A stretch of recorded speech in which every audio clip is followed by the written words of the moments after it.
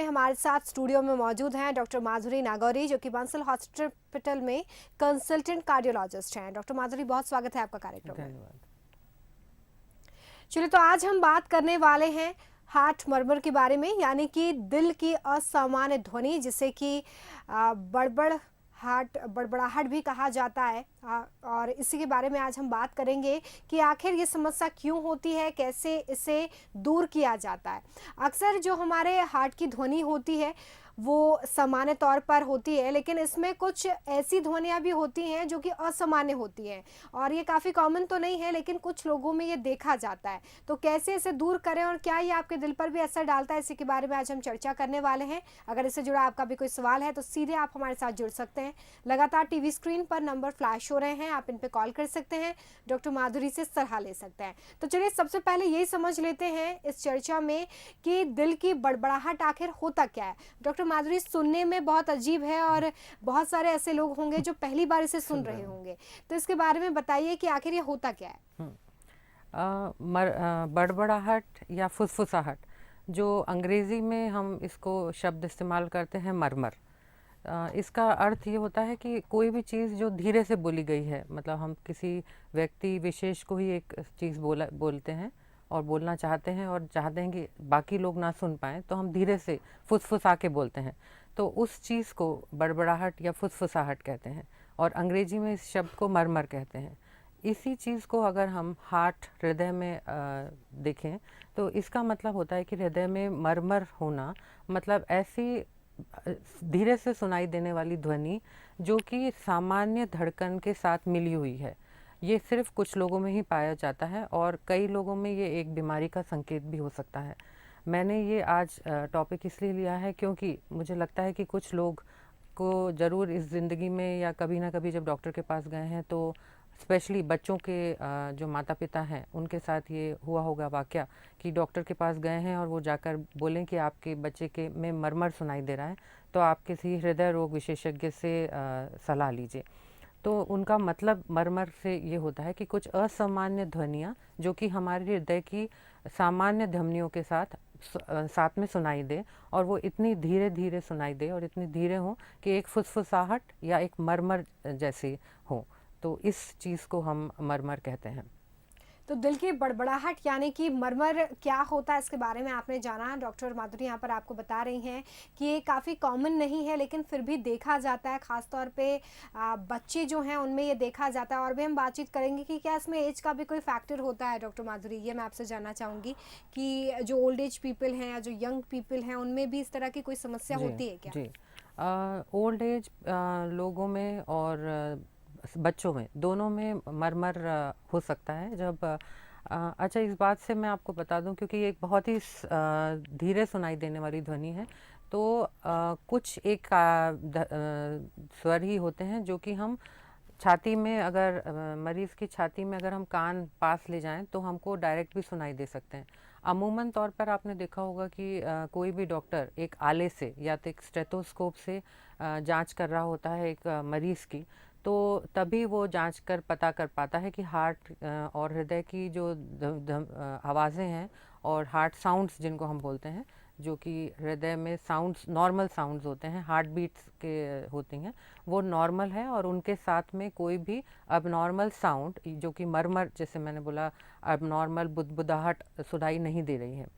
तो ये आले की हेल्प से ही हम अधिकतर लोगों में हम डायग्नोस कर पाते हैं कि इस मरीज़ में मरमर है या नहीं। अब इसमें हमने देखा, जैसे एज ग्रुप, जैसे आपने पूछा कि एज ग्रुप से भी फ़र्क पड़ता है कि ये मरमर का कारण है क्या।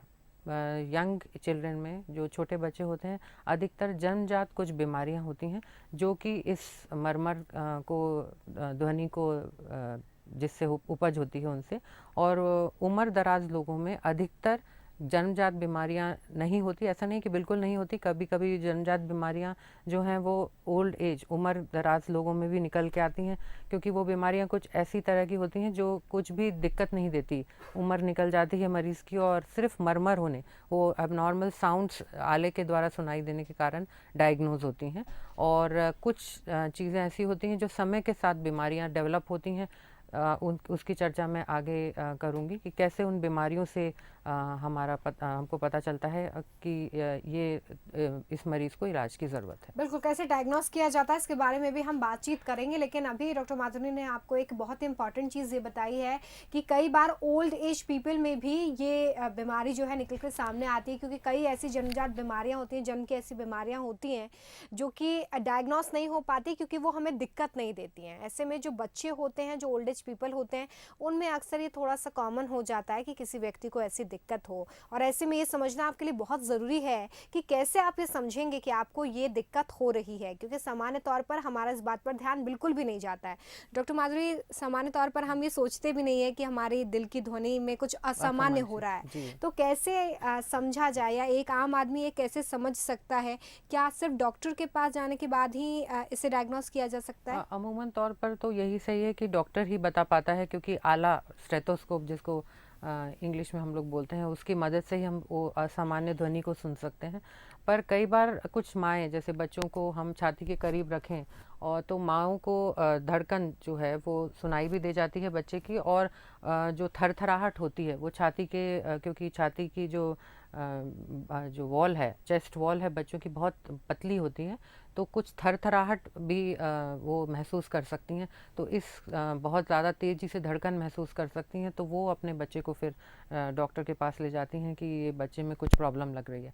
पर अमूमन तौर पे हमको एक तो क्लिनिकल एग्जामिनेशन जिसको हम कहते हैं, कि एक तो हम जब मरीज़ आता है तो हम उसको अच्छे से देखते हैं, फिज़िकली उसको चेक करते हैं, स्टेथोस्कोप की मदद लेते हैं। उसमें कई बार इतने धीमी स्वर होता है कि हमें बहुत सारे प्रयत्न करने पड़ते हैं आले की मदद से सुनने में भी, जैसे कि हमको उनका पोजीशन चेंज करके देखना पड़ता है, या फिर लंबी सांस या सांस के वेरिएशन, मरीज़ को बोलते हैं कि आप सांस थोड़ा लंबी खींच के रोकिए।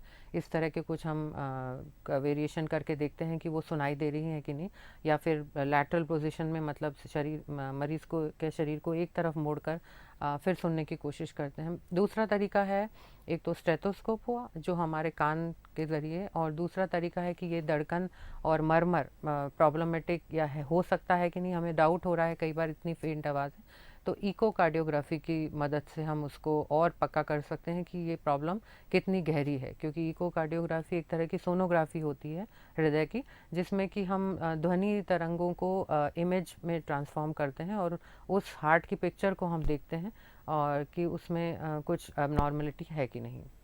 चलिए, तो काफ़ी बारीकी से इसे डायग्नोस किया जा सकता है। जिस तरह से हम डॉक्टर हम्म। माधुरी को सुन रहे हैं, हमें ये पता चल रहा है कि कई बार इतनी कम आवाज़ में ये ध्वनि होती है कि इसे प्रिडिक्ट भी नहीं कर पाते हैं डॉक्टर्स, तो इसलिए अलग अलग पोजीशंस में इसे डायग्नोस किया जाता है। और जिस तरह से एक सोनोग्राफी है, उसे भी इस्तेमाल किया जाता है, तो कि और बेहतर तरीके से इसे प्रिडिक्ट किया जा सके कि कोई असामान्य ध्वनि भी क्या आपकी दिल की सामान्य ध्वनि के साथ सुनाई दे रही है। तो काफ़ी बारीकी से इसका डायग्नोस होता है। ऐसे में ये समझ लेते हैं कि क्या ये हमारे दिल के लिए हानिकारक हो सकता है, क्या हमारे दिल में कोई समस्या इससे हो सकती है। क्योंकि अक्सर जब एक लंबे समय बाद आपको ये पता चलता है तो आप इसके लिए थोड़ा चिंतित हो जाते हैं। डॉक्टर माधुरी, जिस तरह से दिल की बात हो रही है, और दिल से जुड़ी हर बीमारी अपने आप में काफ़ी डराती है जी लोगों जी। को, तो मैं आपसे ये समझना चाहूँगी कि क्या दिल की बड़बड़ाहट से भी हमारे दिल पर कोई नुकसान पहुँचता है, कोई समस्या आती है, कोई रिस्क फैक्टर है? हाँ, मैं इसको एक समस्या, अपने आप में एक समस्या है, रिस्क फैक्टर नहीं है। मैं इसको कहूँगी कि ये एक साइन है, मतलब एक ये संकेत है कि हमको दिल की बीमारी हो सकती है, जो कि गंभीर भी हो सकती है, तो हमको आगे जांच की ज़रूरत है। जैसा कि मैंने बताया कि हृदय की ध्वनियाँ, जो नॉर्मल सामान्य धड़कन है हमारी, वो पैदा होती है हृदय में ब्लड के प्रवाह से। हमारा हृदय में 4 खाने होते हैं, जिनको हम कमरा कह सकते हैं। 4 खाने होते हैं, और उनको खानों को जो है वो विभाजित करते हैं, वो दरवाजे होते हैं, उन दरवाज़ों को हम वैल्व्स बोलते हैं। तो और जो खाने आपस में और भी तरीके से विभाजित होते हैं, जिनको हम हृदय की दीवारें कहते हैं। तो अगर इन हृदय की दीवारों में छेद हो जाए, जैसे कि जो जन्मजात कुछ बीमारियां होती हैं बच्चों की, जिनमें कि छेद रह जाता है, उन दीवार पूरी तरह कंप्लीट नहीं हो पाती, या फिर कुछ वैल्व, जैसे मैंने बताया कि हृदय के 2 खानों के बीच में जो दरवाजे हैं, तो या तो वो दरवाजे पूरी तरह बंद ना हो पाए, जिसको सिकुड़न कहते हैं, और या पूरी तरह खुल ना पाए, तो या तो जो जो हृदय में जो रक्त का प्रवाह है वो बहुत तेज़ी से उस जगह से, क्योंकि पूरी तरह अगर वैल्व खुल नहीं रहा, दरवाज़ा खुल नहीं रहा, तो वो पूरी तरह से जो खून का प्रवाह है वो तेज़ी से जाएगा उस नैरो जगह से, उस पतली जगह से, तो हमें वो ध्वनि तेज़ सुनाई देगी। नॉर्मल जो हमारा हार्ट साउंड्स हैं वो हृदय के उस वैल्व जो दरवाजे हैं उनके खोलने और बंद होने से होता है, पर वो इतने सुनिश्चित और अच्छे तरीके से आते हैं कि वो हमें पता है कि ये नॉर्मल चीज़ें हैं। पर अगर वो बहुत तेज़ या और भी साथ उसके जो ध्वनि आने लगें, तो इसका मतलब कि कुछ रुकावट है, या ब्लड लीक करता है क्योंकि दरवाज़ा पूरी तरह बंद नहीं हो रहा, या फिर दिल में छेद है, दो दीवारों के बीच में छेद है। तो ये कुछ संकेत हैं, जैसे कि जो असामान्य जो ध्वनि है वो कुछ संकेत है कि हृदय में प्रॉब्लम हो सकती है।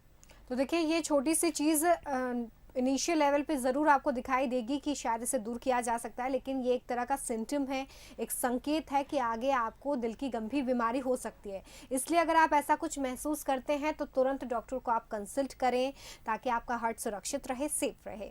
डॉक्टर माधुरी, इसे कैसे आप लोग क्लासिफाई करते हैं? जब आपके पास पेशेंट्स आते हैं तो जी आप लोग किस तरह से क्लासिफाई करते हैं ताकि डायग्नोस करा के उनका ट्रीटमेंट कराया जा जी सके? क्लासिफाई हम ऐसे करते हैं कि कितना तेज स्वर है वो, मतलब वो जो ध्वनि है, मरमर है, वो कितना तेज है, कितना इजीली हमको सुनाई दे रहा है।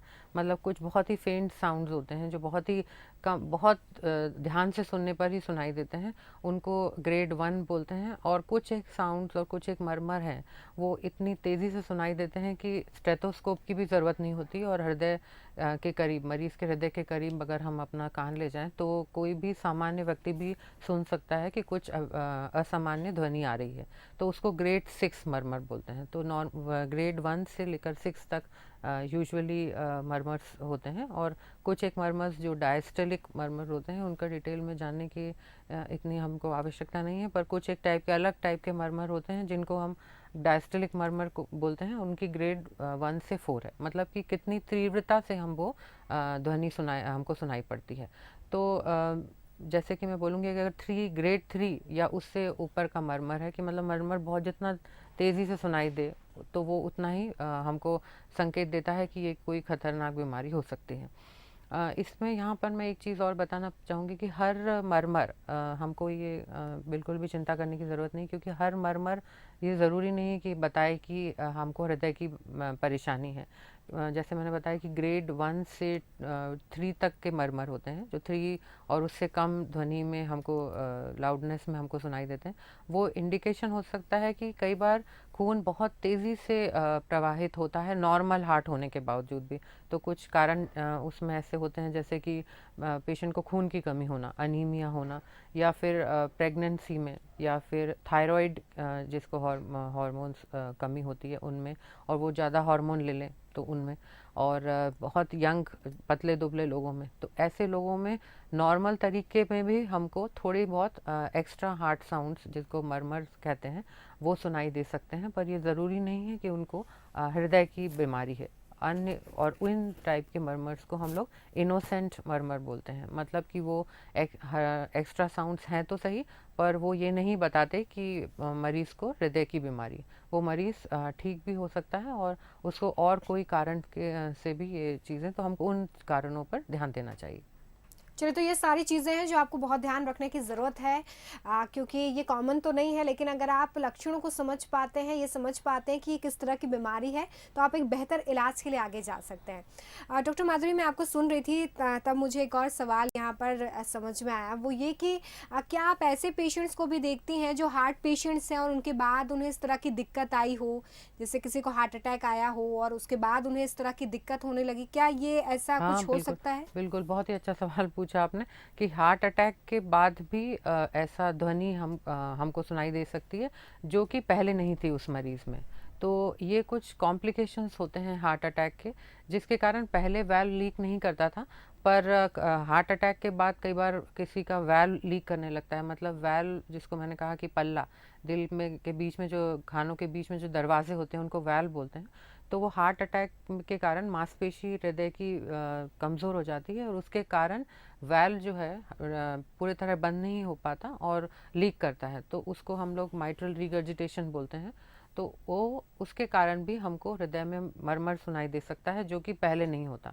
दूसरा कारण है कि हृदयघात के बाद कई बार, जैसे मैंने बताया कि दरवाजे जो हैं और एक तो दीवारें हैं, तो हृदय की दीवारें में फटाव जैसे फट जाती हैं, छेद होने लग जाता है, जो कि जन्मजात नहीं है, पर कई बार हार्ट अटैक के बाद जो मांसपेशी है वो इतनी कमज़ोर हो जाती है कि वो आसानी से चिर जाती है। जैसे कि पुराना कपड़ा है वो चिर गया, तो उसमें एक छेद हो जाता है, और उसके बाद जो मरमर पहले उस मरीज़ में नहीं सुनाई देता था, वो हमको सुनाई देने लगता है। तो ये एक बहुत ही लाइफ थ्रेटनिंग सिचुएशन है, और इसमें मरीज़ बहुत ही बीमार है इसका मतलब, और हमको तुरंत एक्शन लेने की ज़रूरत होती है।